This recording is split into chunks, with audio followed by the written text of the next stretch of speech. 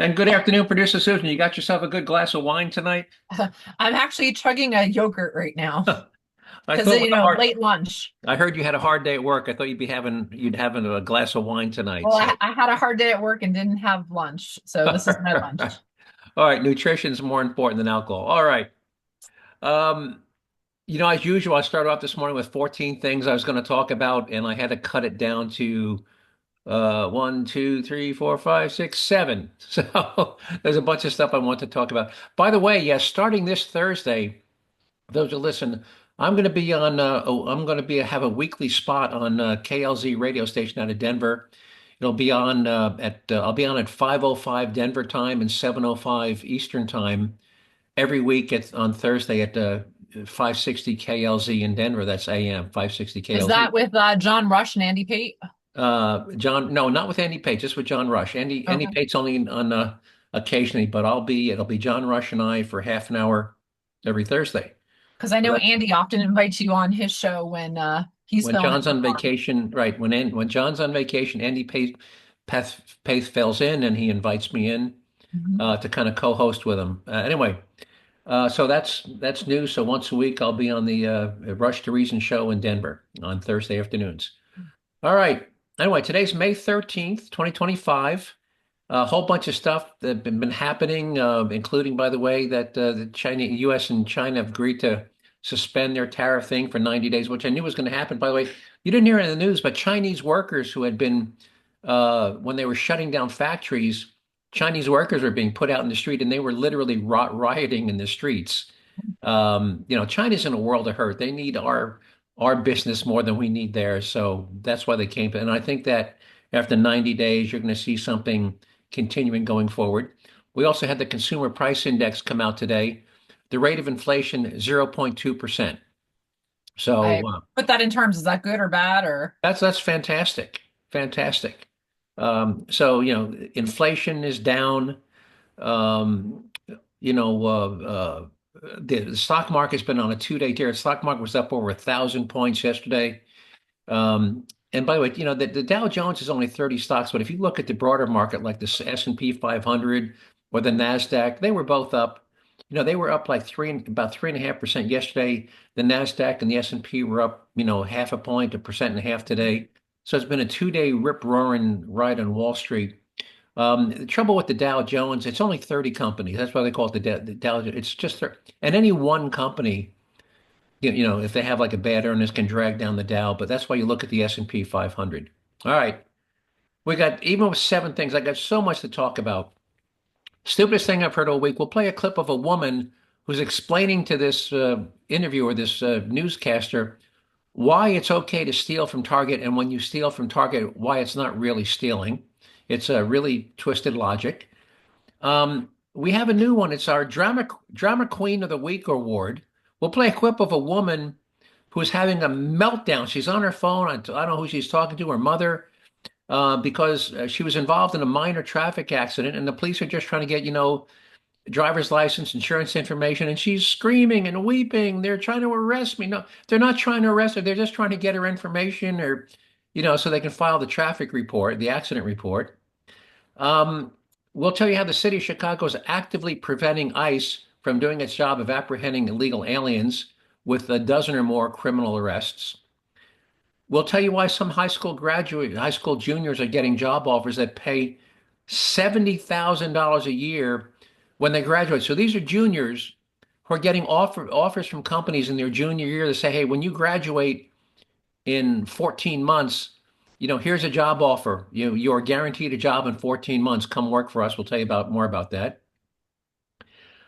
We've talked a lot about nuclear power in the past. We've talked about modular nuclear reactors. Well, guess what? The first modular nuclear reactor is being built in North America. We'll tell you where and why that's a good thing for this country. Um, we have three different stories about the theft of U.S. government tax dollars, and we'll tell you how much money is being stolen from the U.S. Treasury, possibly using your name and social security number. Mhm. We'll tell you how the DOGE team uncovered a massive multi-year fraud scheme being pulled off by the heads of the U.S. African Development Agency and ask why did it take so long to uncover it. And we'll tell you how a woman in the U.S. State Department embezzled $650,000 of your tax dollars from the government over a period of years and ask again, why did it take so long to uncover our scheme?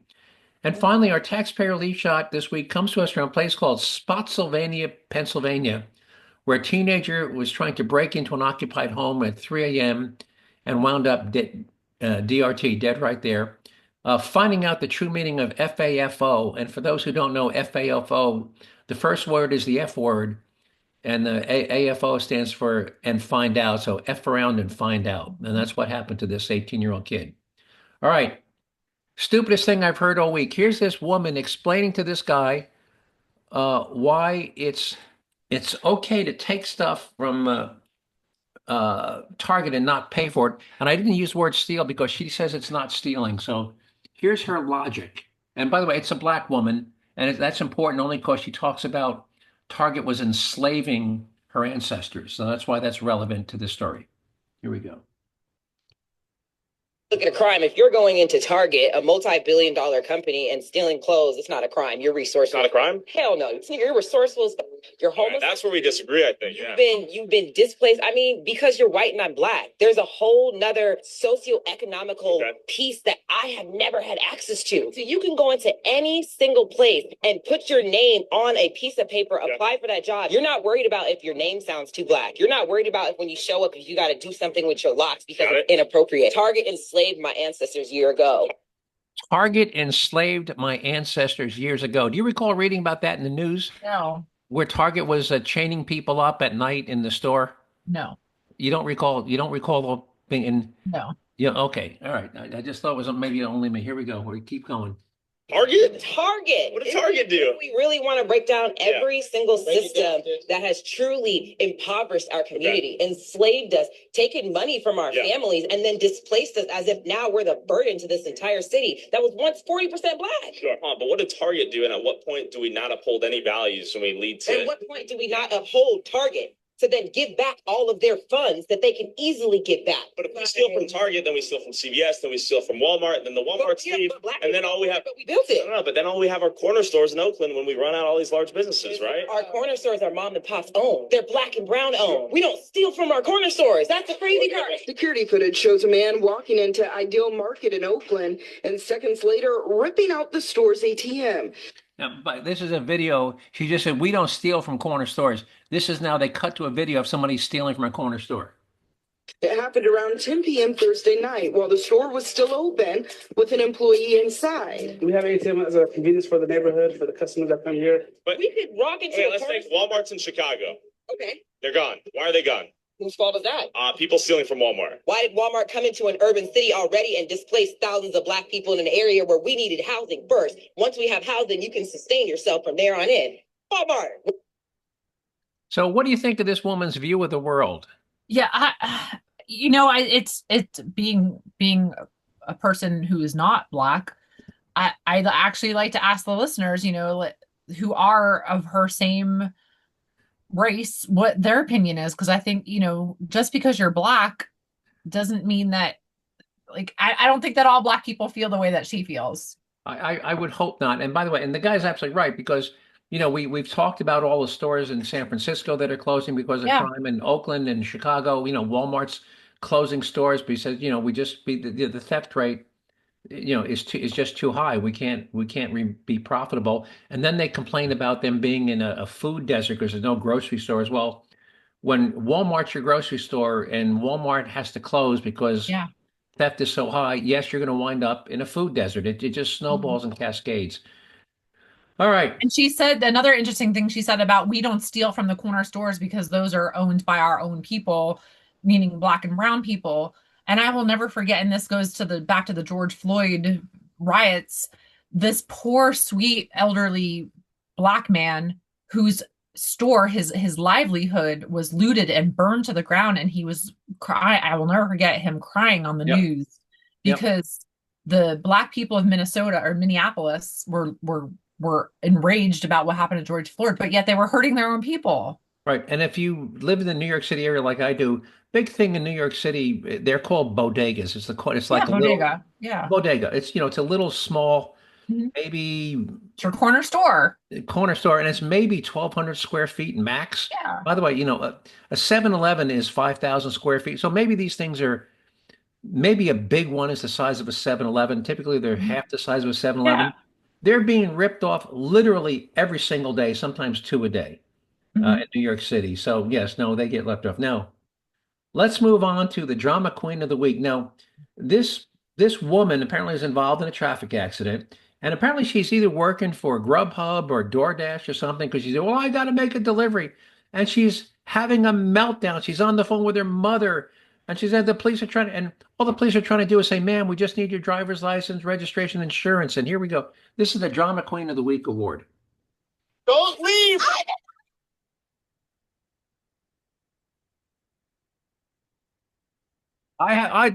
The cop is saying, "Ma'am, don't leave, don't leave," and she's saying, "I have to leave. I have food in my car. I'm going to back that up again." And she's screaming at the guy. Don't leave.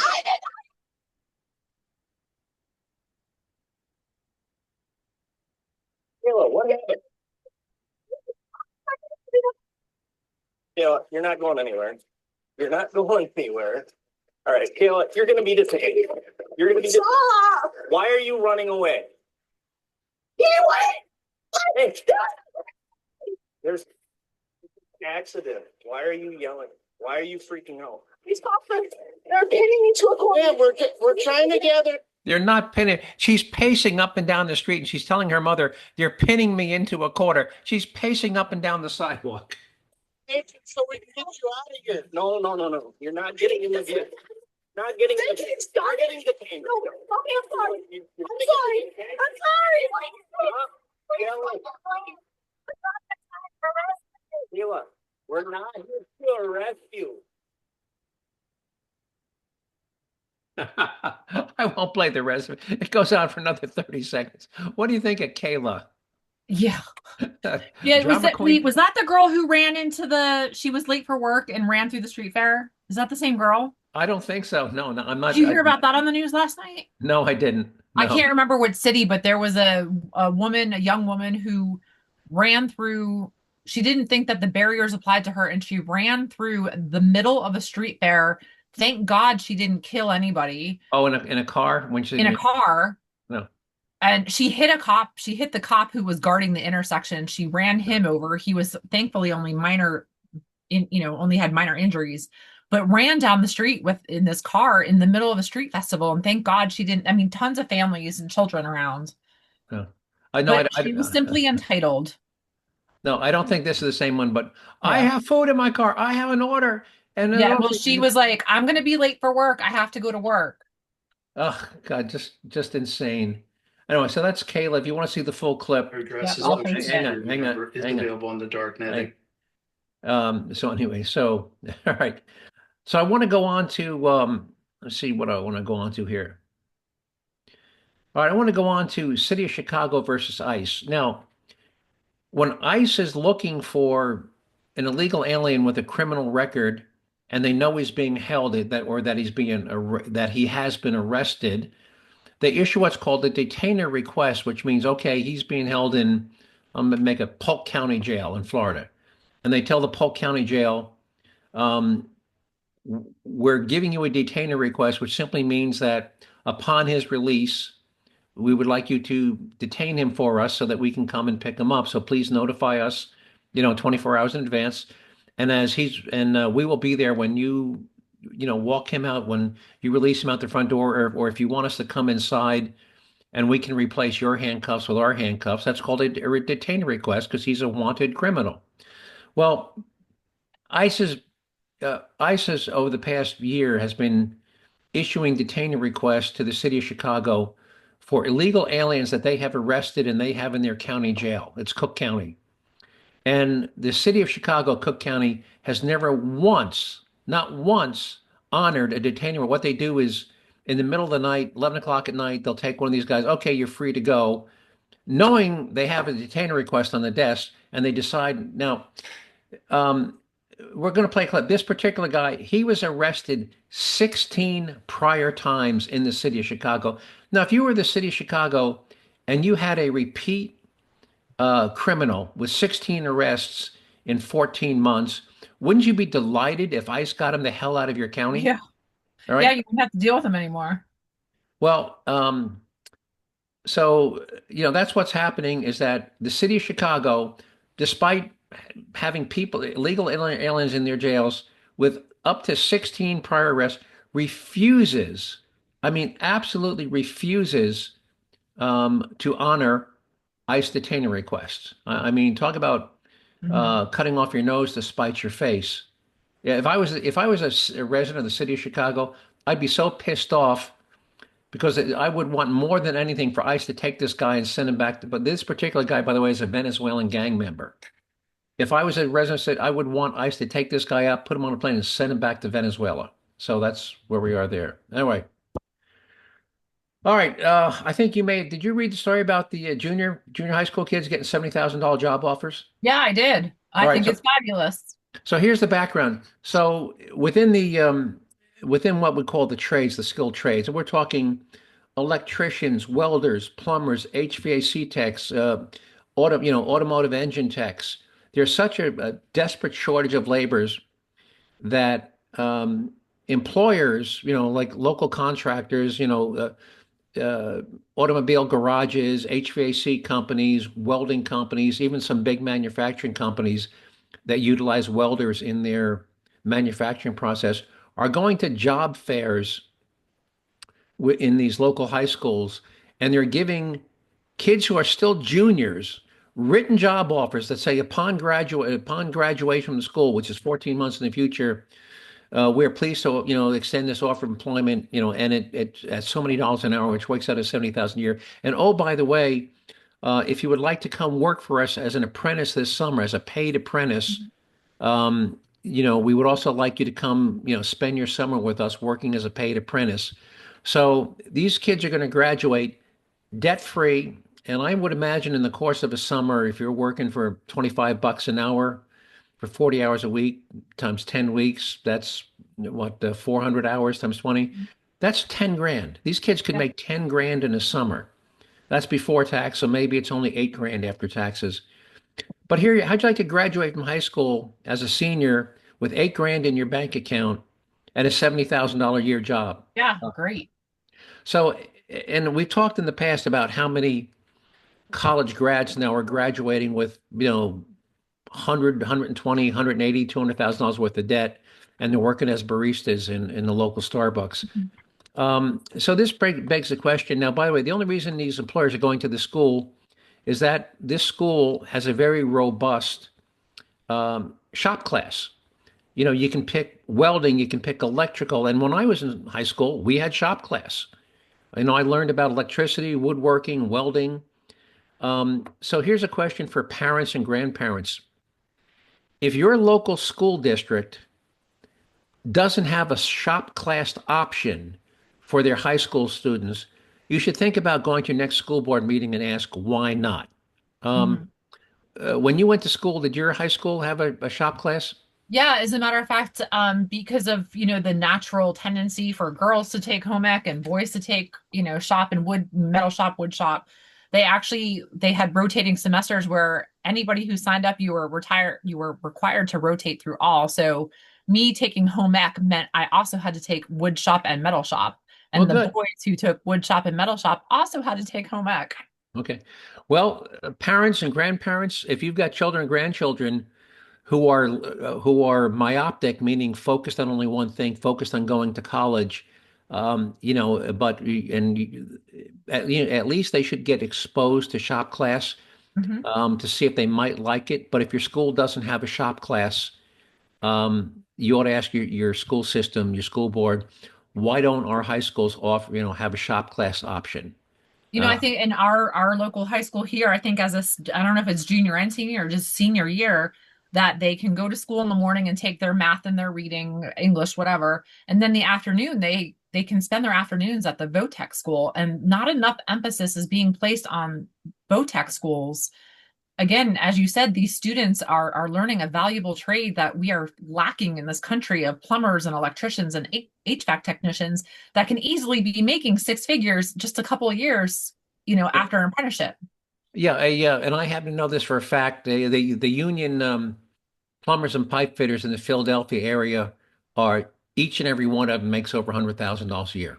Each and every one of them makes over And yet 100%. you have college graduates who graduated and are barista, and there's nothing wrong with being a barista if that's what you want to do, but they have a college degrees and can't get a full-time job, so they're being servers or baristas. Again, those are also valuable jobs that we need, but Well, that was it's probably a not job their goal. proud of, but it's one thing to be a proud barista and you Yeah, did it, absolutely. but to be a barista with a $180,000 school loan, Yeah. uh, you Because know, I'm guessing that those, again, being a barista is a needed, valuable job, but the people who have a college degree and who are baristas, probably that was not their goal in life. no, and certainly not to be a barista with a $180,000 student loan debt dragging you down. Mhm. So, it's one thing to play. You start doing that in high school. I love being a barista, and you don't spend $180,000 getting a degree that will be of no use to you as a barista. So, I don't know. I personally have a lot of respect for the baristas because I don't know how they keep all those orders, especially like at a yeah, place like Starbucks. no, I don't know how they keep that all no, straight. And yeah, I yeah, have such respect for my servers. I always tip very well because that is a job that I know I cannot do because I yeah. would drop the food everywhere. So I No, have I'm such and respect for I'm those not trying to people. demean the job in any way, No, shape, I or have form. high respect for them. But you don't need to go to a college to get a 4-year degree in gender studies at a cost of $180,000 Mhm. to wind up by default as a barista. Mhm. It's one thing to choose to be a barista, but it's another thing to spend, more than $100,000 on an education that was not designed to help you be a better barista and to wind up as one. All right. I want to move on to did you watch 60 Minutes this Sunday? I did. I did. Did you see the first story on the international Yep. cyber? It was it's scary. It's terrifying. Right. The first thing I'm going to play, they had two different people, and one is a woman who was part of the General Accountability Office at GAO, and it was her job to investigate fraud. And they also had an active duty FBI agent from the head of their Summer Crimes Division. And it's scary. I'm going to play his little clip first. Um, and he talks about that everybody in this country that your name, address, social security number, your previous address, your employer is available online. And here he is telling how easily available that information. And then I'm going to tell you how that plays into broader fraud. Here we go. Oh, hang on. Oh, That the social security number of just about every single American is available for sale on the dark web? That is a true statement. All of our personally identifiable information, name, date of birth, former addresses, social security number is available on the dark net and can likely be purchased. That's chilling. Yeah, it's very much a way of our lives though right now. And purchased, I hear, for as little as $2 a piece. Yep, very affordable. imagine that your Yeah. name, social security, your current employer, your former address, Yeah. $2 a piece. And the other very scary part of that story was about the AI technology that the people in China are using to do the verification, where he held up his driver's license, and for like one split second, you got a glimpse behind the AI and you saw who it really was. Yeah. The guy's holding up because like the system is saying we need to look at your face to make sure it's really you. I don't know but it's called facial. I forget. I had to do this one. It was for something where they had to ID my face, and rather than have his own face, he held up a picture of a driver's license that wasn't his, and just because he moved the license, they caught a glimpse of his real face behind. But he almost got away with it by showing a driver's license of the person he was trying to Yeah. impersonate. But let me see if I can play just a little bit of this clip. It goes on for 12 minutes. It's a great clip. But let me see if I can just play a little clip of this woman who was part of the General Accountability Office. Here we go. Well, I got to make sure this.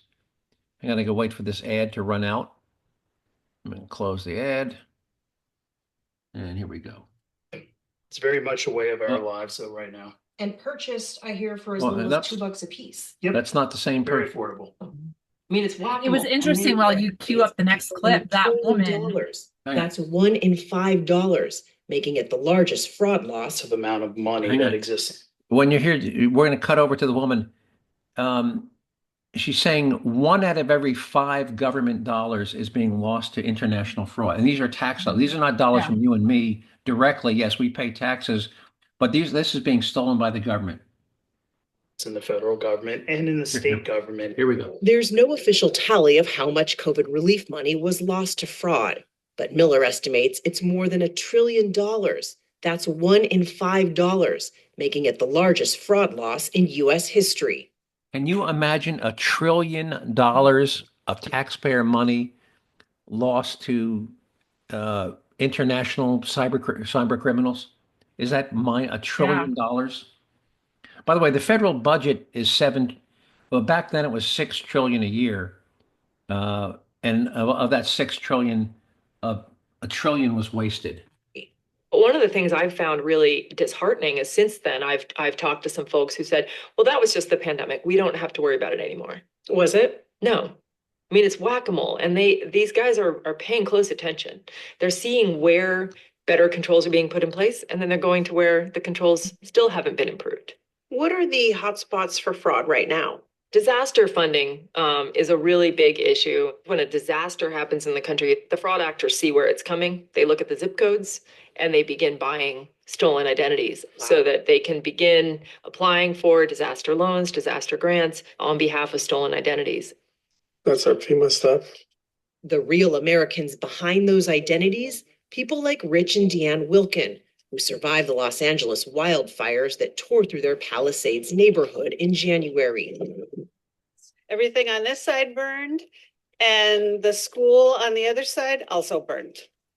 They documented the devastation, showing the home they lived in for nearly 50 years gone. All they have left are the few carloads of belongings they managed to take with them. The Wilkins applied for disaster assistance from FEMA, carefully keeping a file and notebook with important information they'd need throughout the process. So as far as you know, You've you've done everything you need to do. Help is on the way. Help is on the way. But help never came. So the Wilkins followed up with a FEMA representative at a disaster center and learned the personal information they'd used to set up their FEMA account had been changed. She says, what's your social security number? Okay. What's your date of birth? Okay. And your address is such and such. And I said, no. Is your phone number start with area code such and such? And I said, no. What's going through your... So this guy's describing, so what happened? So when these crooks buy your social, they can actually buy it by zip code. Mm-hmm. So when there's a disaster like the LA wildfires, these scammers say, all right, I want, every social security number in these zip codes. And then they apply for, well, actually, they apply for FEMA disaster relief, but they change your phone number and they change your mailing address. And that's what happened to this couple. They're wondering, where's our disaster, assistance from FEMA? Well, it went to somebody else because they took over your account and they're getting your FEMA disaster money. So that's how it works. All right. Let's see. Let's talk about fraud. Now, DOGE employees, and there's only like a dozen of them, but they have been hired by the U.S. They don't work for Elon Musk. I mean, they're getting some direction from Elon, but they are employees of the United States government. They're special employees. They have a letter of authorization from the President of the United States granting them access to any federal facility and any federal system. Well, they wanted to look at the U.S. African Development Agency, which is a U.S. government agency. And they went over and they showed up and said, I guess apparently there's a buzzer intercom on the door. We want to come in. The head of the U.S. African Development Agency locked them out of the building, said, no, you can't come in.